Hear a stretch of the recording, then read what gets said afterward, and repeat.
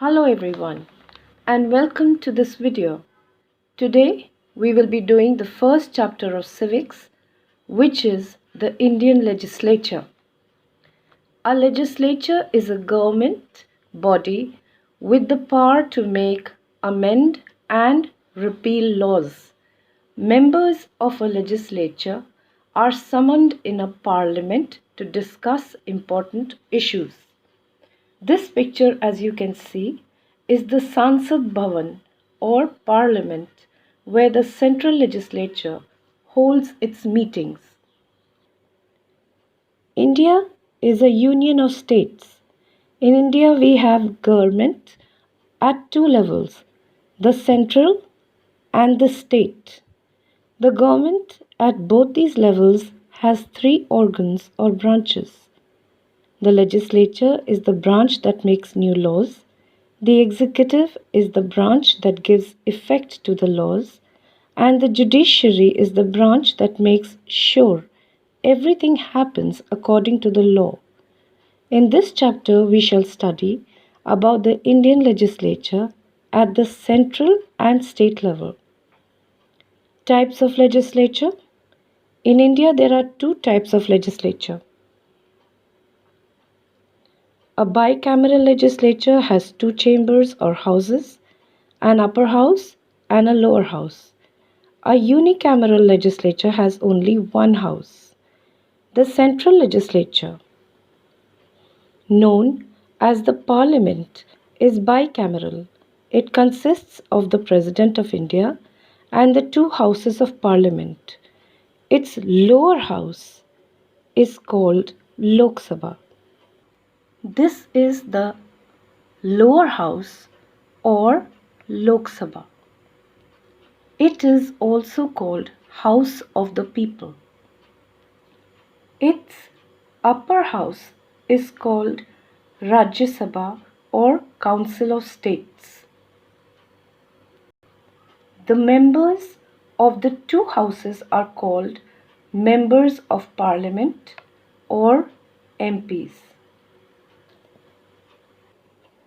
The legislature of a state consists of the governor of the state and the houses of the state legislature.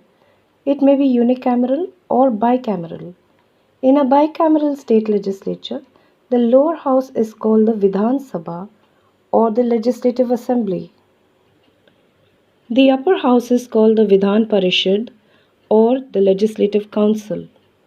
Andhra Pradesh, Bihar, Jammu and Kashmir, Maharashtra, Karnataka and Uttar Pradesh have bicameral legislatures. All the other state legislatures are unicameral in nature, having only the Vidhan Sabha. The members of a legislative assembly are known as MLAs and the members of a legislative council are known as MLCs. Lower house elections. People choose their representatives through elections. Elections are also called polls. Elections to a lower house of legislature are usually held once every 5 years. For the purpose of election, the territory of the country is divided into areas, each called a constituency. Usually, several candidates contest elections from a constituency. A candidate may represent a political party or be an independent non-party candidate. Voting is done by secret ballot. In this system, the ballot or vote cast by each voter remains a secret. The candidate who gets the highest number of votes becomes the representative of the constituency in the lower house of legislature. Now, who conducts the elections? Elections to the Indian legislature are conducted by the Election Commission. The Election Commission fixes the dates of elections and marks out the constituencies. It sets up polling booths where people cast their votes. It also provides ballot papers and electronic voting machines called EVMs through which voters register their choice. The commission then counts the votes and declares the results. Now, who can choose members? All Indian citizens above the age of 18 can exercise franchise, the right to vote to elect their representatives. This is called universal adult franchise. The names of those who can vote are recorded in the voters' list. The President of India may nominate or appoint up to two members from the Anglo-Indian community to the Lok Sabha if there are not enough elected members to represent the community. Now, who can be member? To become a member of the lower house of legislature, a person must be a citizen of India, must be at least 25 years old, must not be bankrupt or mentally unsound, and must not hold any government job. Presiding officer. The newly elected members elect from among themselves a presiding officer called the Speaker. This is the present Lok Sabha Speaker, Mr. Om Birla. He is the one who conducts the proceedings at present and maintains order within the House. At the end of a debate, the Speaker may take a vote on the issue. He can exercise his own casting vote, that is, the deciding vote, only in case of a tie. The members also elect a Deputy Speaker, who conducts the proceedings of the House in the absence of the Speaker. At present, Mr. Thambidurai is the Deputy Lok Sabha Speaker. Upper House. Elections. The Upper House is never dissolved. In other words, it is not officially broken up after a fixed term to be formed anew or to be formed again. 1/3 of its members retire every 2 years. Elections are then held for these vacancies. Each member is elected for a term of 6 years. Now, who can choose a member? An upper house has elected members and nominated members both. The elected members are elected indirectly. Elected members elect members to represent their states in the Rajya Sabha. The representatives from the union territories are chosen according to the rules laid down by the Parliament. In addition, the President of India nominates 12 distinguished persons from the fields of literature, art, science, social service, etc. In a state legislative council, 1/3 of the members are elected by the MLAs of the state, 1/3 are elected by the members of local government bodies like municipalities, district boards, and so on. 1/12 are elected by university graduates living in the state. 1/12 are elected by teachers of secondary schools, colleges, and universities. The remaining 1/6 are nominated by the governor of the state from among persons who have excelled in spheres of art, literature, social work, etc. Now, who can be member? To become a member of an upper house of legislature, a person must be a citizen of India, must be at least 30 years old, must not be bankrupt or mentally unsound, and must not hold any government job. Presiding officer. A chairman presides over an upper house of legislature. The Vice President of India is the chairman of the Rajya Sabha. He is an ex officio chairman because he holds this post by virtue of his office. This is Venkaiah Naidu, the Vice President of India. The Deputy Chairman presides also in the absence of the Vice President of India. The members of the Rajya Sabha elect the Deputy Chairman from among themselves. The Chairman and Deputy Chairman of a state legislative council are elected by the members of the council from among themselves. How the legislature works. The legislature has to meet at least twice each year. Each session or meeting of the Parliament is summoned and also closed by the President of India. The meetings of a state legislature are summoned and closed by the governor of the state. Specific time periods like the question hour, 0 hour, etc. are fixed for carrying out different functions. Question hour.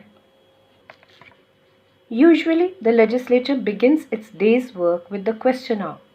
The members send questions in advance to the various ministers who give their replies during this hour. Debates over the ministers' replies often reveal mistakes of the government. Zero hour. During the zero hour, the members of the legislature hold debates on issues of public interest. Ordinances. An urgent need to pass a law may arise when the parliament is not in session.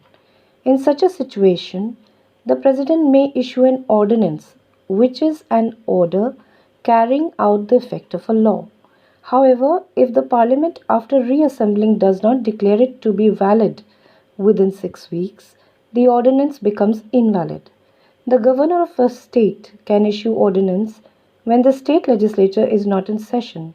Such an ordinance ceases to have effect unless the state legislature, after reassembling, declares it to be valid within 6 weeks. Chief functions of the legislature. Making laws. The most important function of a legislature is to make laws. A proposal for a new law or for a change in the existing law is called a bill. A bill can be either an ordinary bill or a money bill. A bill which deals with the income or expenditure of the government is called a money bill. Other bills are ordinary bills. An ordinary bill can be introduced in any house of legislature. The bill is discussed and debated in three stages. After this, if the majority of the members present vote for the bill, it is passed. In a bicameral legislature, a bill passed by one house is sent to the other house. There it goes through a similar process. A bill passed by both the houses of parliament is sent to the president, and a bill passed by both the houses of a bicameral state legislature is sent to the governor. In a unicameral state legislature, a bill passed by the legislative assembly is sent directly to the governor. When the president or the governor signs the bill, it becomes a law, which will then be known as an act. The president or the governor can return a bill with suggestions. The legislature then returns a bill to him after accepting or rejecting his suggestion. Once a bill is so returned, he has to sign it. A governor may reserve a bill for the president's consideration. The president can either give consent or return the bill to the state legislature with suggestions. The state legislature has to pass the bill with or without the president's suggestions within 6 months. A money bill can be introduced only in the lower house. If it is passed, it goes to the upper house. The upper house, after receiving the bill, must return it within 14 days. The upper house may suggest changes, but even if the lower house does not accept the changes, the bill is sent to the president or the governor, as the case may be. When the president or a governor receives a money bill, he has to sign it. Division of law-making powers. India's constitution specifies the subjects on which laws can be made by the centre and the state. The subjects are placed in 3 lists: the union list, state list, and the concurrent list. The central legislature makes laws on subjects mentioned in the union list. These are subjects of national importance like defense, foreign relations, citizenship, shipping, railways, airways, banking, post and telegraph, etc. The state legislature makes laws on subjects mentioned in the state list. These are subjects that are affected by regional conditions. Law and order, police, public, agriculture, and land revenue are a few examples. Both the centre and the states can make laws on subjects mentioned in the concurrent list. Such subjects include marriage and divorce, education, electricity, factories, and newspapers. The central legislature enjoys residuary powers. This means it alone can make laws on subjects not mentioned in any of the above lists. Control over government's finance. Every year, the government places its budget, annual financial statement, before the legislature. The budget shows its detail and expected income of the government and how it is to be spent. In addition to the budget, a finance bill is also introduced. This contains proposals for new taxes as well as for changes in the existing taxes to meet the government's expenditure. These proposals have to be approved by the legislature, failing which the government has to resign. Control over ministers. The members of the legislature have the right to debate and criticize the actions of the government. They have the right to question the ministers about the policies of the government. If the ministers fail to give satisfactory answers to the questions, the lower house may pass a vote of no confidence against them. In that case, the government has to resign. Now, what is the importance of the legislature? In a democratic country, there is a government of the people, by the people, and for the people. India is a democratic country. Therefore, the Indian people have a say in making the laws that govern them. Let us see how. The Indian people form their own legislature by electing suitable representatives from among themselves. After completing one term in office, a member of the legislature must again get people's vote in order to serve another term. Hence, the people can change a government that cannot satisfy them. And there are no permanent rulers also. Long debates and discussions during the making of a law prevent hasty decisions. Media, such as newspaper, radio, and TV, keep the people informed of the actions of the legislature. People can also express their views through such media. The government is answerable to the people's representatives in the legislature. The government runs on the revenue collected as tax from the people. Therefore, the people's representative in the legislature exercises control over the government's income and expense. This is a table in your book, children, that gives the characteristic of the houses of legislature. We have the lower house and the upper house and the differences between both of them. Central legislature, lower house we have Lok Sabha, which is also known as House of the People, and upper house we have the Rajya Sabha, which is also known as Council of States. Next, state legislature. Lower house it is called Vidhan Sabha or Legislative Assembly. Upper house it is called Vidhan Parishad or Legislative Council. Then, qualification of members of a Lok Sabha must be an Indian citizen, at least 25 years old, not bankrupt or mentally unsound, and must not hold any government job. Upper house also, qualification of a member should be that he should be a citizen of India, must be at least 30 years old, not bankrupt or mentally unsound, and must not hold any office or government job. Method of election. To a lower house it is direct through universal adult franchise, and upper house it is indirect. Term of office for lower house it is 5 years, and for upper house the term basically never ends. Say it is 6 years for an individual member. Every 2 years someone or the other retires. Presiding officer in Lok Sabha he is the speaker who is elected, and in upper house it is the chairman or vice president of India or ex officio at central level, and he is elected at state level. Bills introduced. In lower house we can introduce the ordinary bill and money bill both.